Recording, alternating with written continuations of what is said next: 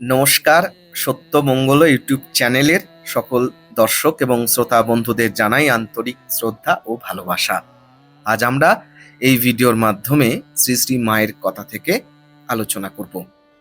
বিভূতিবাবুর কাছে বারবার মায়ের কথা শুনে ইচ্ছা হলো একবার জয়রামবাটি গিয়ে দেখেই আসা যাক না মা কেমন। আমি একাই গিয়েছিলাম। তখন গরমকাল ছিল, ছাতাও সঙ্গে ছিল না। ঘর্মাক্ত হয়ে যখন জয়রামবাটি পৌঁছালাম তখন বেলা 12টা। খোঁজ খবর নিয়ে মায়ের বাড়ির কাছে গিয়ে জানতে পারলাম মা জয়রামবাটিতে নেই, গোয়ালপাড়ায় আছেন। জয়রামবাটিতে মায়ের যিনি সেবক ছিলেন তিনি আমাকে একটা বাতাসা জল খেতে দিলেন। বিভূতিবাবুর নাম বলায় তিনি বললেন, আপনি দুপুরটা এখানে বিশ্রাম নিয়ে বিকেলে যাত্রা করে বিকেলে মাকে দর্শন করে বাড়ি ফিরবেন। কিন্তু কেন জানি না আমার জয়রামবাটিতে অপেক্ষা করতে ইচ্ছা হলো না। সেই অবস্থাতেই আবার কোয়ালপাড়া অভিমুখে রওনা দিলাম। রাস্তায় ফেরার সময় নিজেকেই নিজে দোষারোপ করেছি। ভেবেছি কি নির্বোধ আমি। কোয়ালপাড়ার পাশ দিয়ে এলাম, কাউকে জিজ্ঞাসাও করতে পারতাম। তাছাড়া যেদিন বের হয়েছিলাম তার আগেও বিভূতিবাবুকে কোনরূপ জিজ্ঞাসাবাদও করিনি। আসলে মায়ের অবস্থান সম্পর্কে কোনো ধ্যান ধারণাই আমার ছিল না। নেহাতি কৌতূহল বশে আর স্বামী বিবেকানন্দের লেখা বই পড়ে মনে হয়েছিল শ্রীমা অর্থাৎ মাতা ঠাকুরানী সাক্ষাৎ জগৎজননী। তার জগৎজননীত্ব লক্ষ্য করার উদ্দেশ্যেই যাত্রা করেছিলাম। আজ ভাবি পরিপূর্ণ শরণাগতির অভাবেই হয়তো ওই দুর্ভোগ পোয়াতে হয়েছিল। যাই হোক, কোয়ালপাড়া যখন পৌঁছালাম তখন বেলা 1:30 কি 2টো। আমি সেখানে পৌঁছাতেই আমাকে কিছু বলার সুযোগ না দিয়েই একজন সেবক ব্রহ্মচারী বলে উঠলেন, তাড়াতাড়ি স্নান সেরে আসুন, এত দেরি কি কেউ করে? এত বেলা হলো, মা এখনো জল খাননি। আপনি আসবেন সংবাদ দিয়ে আসছেন না দেখে আমরা তো চিন্তায় অস্থির। ব্রহ্মচারী মহারাজের কথার উত্তরে বলতে যাচ্ছিলাম, আমি তো মাকে আসবার।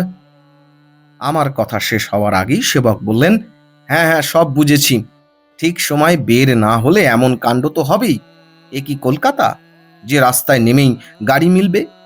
আমি বুঝলাম আমার কোনো কথাই এখানে চলবে না। আরো ভাবলাম মাকে প্রণাম জানানোর জন্য স্নান করাটা বোধহয় জরুরি। সেই ভেবেই সামনে পুকুরে একটা ডুব দিয়ে এলাম। সেই পুকুরের পাড়ে একটি জবা গাছ ছিল, তাতে অনেকগুলো জবা ফুল ফুটেছিল। সেই ফুলগুলি তুলতে হলে জলে নামতে হবে। সেই জন্য এত বেলা পর্যন্ত ফুলগুলি গাছের শোভা হয়েছিল। পুকুরে স্নান করতে গিয়ে সেগুলি দেখে আর লোভ সামলাতে পারলাম না। ফুলগুলি তুলে পদ্ম পাতায় নিলাম। তারপর মায়ের কাছে হাজির হলাম। সঙ্গে একটি পরিষ্কার কাপড় ও গামছা এনেছিলাম। সেটি পরে সেবককে অনুসরণ করলাম। তিনি আমাকে মায়ের কাছে নিয়ে গেলেন। আমি ঘরে ঢুকতেই মা বললেন, এসো বাবা, তোমার জন্যই অপেক্ষা করছিলাম। আমি বলতে যাচ্ছিলাম, মা, আমি যে আসবো আপনি কি জানতেন? কিন্তু কি মনে হলো সে কথা জিজ্ঞাসা না করে মায়ের চরণে সাষ্টাঙ্গ প্রণিপাত জানালাম। তারপর ফুলগুলি তার পায়ে দিতে যাব, এমন সময় তিনি বললেন, এখন নয়, পরে। এখন তুমি ওই আসনে বসো। কেন বসতে হবে সে কথা জিজ্ঞাসা করতে ইচ্ছা হলেও সুযোগ পেলাম না। পরিবেশ পরিস্থিতি দেখে মনে হলো আমি এক নতুন অভিজ্ঞতার আওতায় চলে এসেছি। যন্ত্রচালিতের মতো সেই আসনে বসে পড়লাম। তারপর মা এগিয়ে এসে আমায় বললেন, ঠাকুরের পায়ে ফুল দাও। আমার সামনেই ঠাকুরের একটি ছোট ফটো ছিল। আমি নির্বোধের মতো ঠাকুরের ফটোতে তুলে আনা জবা ফুল দিতে যাচ্ছিলাম। মা তখন বললেন, ও ফুল নয়, সাজি থেকে ফুল দাও। সাজিটি আমার পাশেই ছিল, আর তার মধ্যে অনেকগুলো সাদা রজনীগন্ধা ফুল ছিল। আমি সাজি থেকে কয়েকটি রজনীগন্ধা ফুল নিয়ে ঠাকুরের প্রতিকৃতিতে দিলাম। তারপর মা পাশে বসে আমার কানে মহামন্ত্র দান করলেন।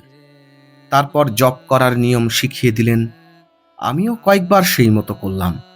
মা খুশি হয়ে বললেন, এই তো পেরে গেছো, আমি জানি তুমি পারবে। মাকে দর্শন করতে গিয়ে নতুন অভিজ্ঞতা নিয়ে ফিরলাম।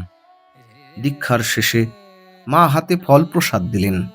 তারপর বললেন, একটু পরে ঠাকুরের প্রসাদ নেবে, দুপুরে বিশ্রাম নিয়ে তারপর বেরোবে। দুপুরে বিশ্রাম নিয়ে বিকেলে রওনা দেওয়ার আগে মায়ের সঙ্গে দেখা করতে গিয়েছি। এমন সময় এক সেবক একটি চিঠি নিয়ে মায়ের কাছে হাজির হয়েছেন। তিনি মাকে বললেন, মা, যে ভদ্রলোকের আজ দীক্ষা নিতে আসার কথা ছিল, তিনি বসন্ত রোগে আক্রান্ত হয়েছেন বলে আসতে পারবেন না, এ কথা আপনাকে জানিয়েছেন। আমি প্রথমে ভেবেছিলাম যিনি দীক্ষা পেলেন তিনি ওই ব্যক্তি, আসলে তা নয়। সেবক তারপর আমাকে জিজ্ঞাসা করলেন, আপনার বাড়ি কোথায়, নাম কি? আমি আমার নাম ধাম সব বললাম। সেবক বললেন, তাহলে আপনার আজ দীক্ষার কথা ছিল না? আমি বললাম, না। অযাচিতভাবে মায়ের কৃপা পেয়ে গেলাম। তারপর তারপর আর কি, বাড়ি মুখো রওনা দিলাম। কত পথ হেঁটেছি কিছুই জানি না, কেবল মায়ের শ্রীমুখী নিয়ত স্মরণ হয়েছে, আর মনে হয়েছে মা কেবল অন্তর্যামিনীই নন, কৃপাময়ীও। কি অদ্ভুত ঘটনা, তাই না? সত্যি তাই। আজকের ভিডিও এখানেই শেষ করলাম। আশা করছি আজকের এই ভিডিও আপনাদের খুব ভালো লেগেছে। আর সত্যিই যদি ভালো লেগে থাকে তাহলে প্রতিদিনের মতো ভিডিওটিতে একটি লাইক, শেয়ার, কমেন্ট ও চ্যানেলে যারা নতুন এসেছেন তারা চ্যানেলটিকে সাবস্ক্রাইব করে সত্যমঙ্গল ইউটিউব চ্যানেলের পাশে থাকবেন। ধন্যবাদ।